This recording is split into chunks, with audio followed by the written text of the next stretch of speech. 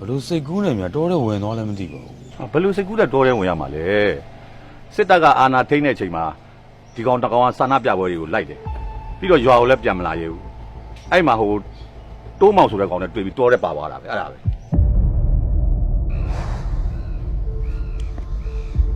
ငါကြောက်ဘာလို့ဘယ်လိုလုပ်ဇွာလည်းပြန်လို့မရတော့အကုန်လုံးကုန် ခုမှတော့ဘိုးကြီးလာတော့နေဘေးကပြောသားပဲစောကြီးတဲ့အဲ့လောက်ထိဝင်မပါနဲ့လို့ပြောတယ်ကိုရှောက်ကုန် ဟဲ့မင်းတို့နှစ်ကောင်ကလိုက်ရှာနေ မကြောနေတော့လေကွာကြီးတက်နေကိုကြီးဟုတ်နေပါ မင်းတို့ကရွာပြန်လို့မရတော့မလားဟမ် လေဇွာပြန်ကျွန်တော်တို့အကုန်ဆွဲစည်းတော့မှာဗျလှုပ်ထားရတော်တော်များသွားပြီ ဖေဟာ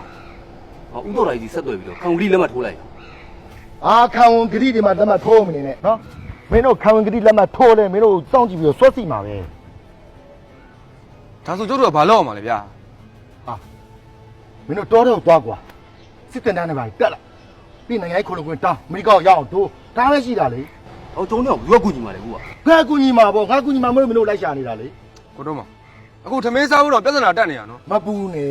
အဲ့ဒီဟာတော့ကတော့အေးစိတ်မိုင်းတာတွေငါကူညီပေးမယ်လို့မင်းတို့ပြောပြီးသားကွာ အဲ့ဆိုတော်ရရောက်ရင်ရောကျုပ်တို့ကဘာလုပ်အောင် မင်းတို့ကမှစစ်တင်တန်းတွေပါတွေတက်ပြီးရင်မင်းတို့ရဲ့လှုပ်ရှားမှုအားလုံး Facebook မှာတင်အဲ့ဒီမှာနိုင်ငံရေးခုလုံးကွင်းရောက်အောင်တောင်းရှင်းလား ဟာအဲ့လောက်မလွယ်ဘူးထင်တယ်နော် လွှဲအောင်ငါလုပ်ပေးမယ်ငါလုပ်ပေးနေရတယ်အများကြီးပဲငါကူညီပေးတာလို့အကုန်လုံးအစီတို့အမေရိကတို့အကုန်လုံးရောက်ကုန်ကြပြီမင်းတို့နှစ်ကောင်ကြောင့်မှတိုင်ပတ်နေတယ်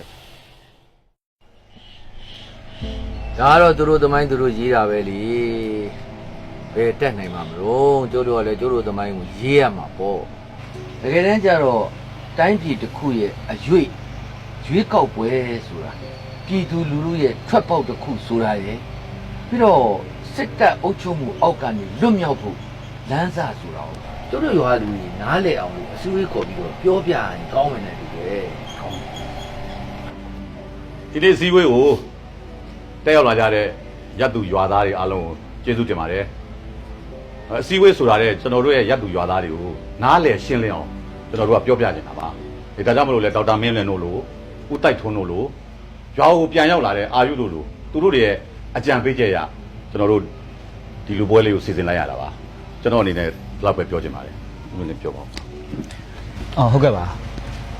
ကျွန်တော်အနေနဲ့ပုံပွင့်လင်းလင်းပြောရမယ်ဆိုရင်တော့ဒါကျွန်တော်တို့ရွာသားဖြစ်တဲ့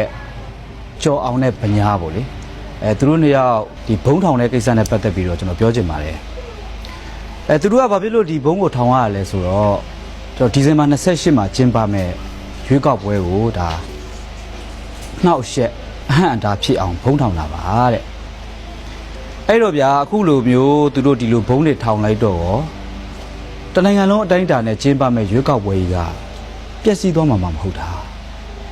အဲ့တော့အခုလိုမျိုး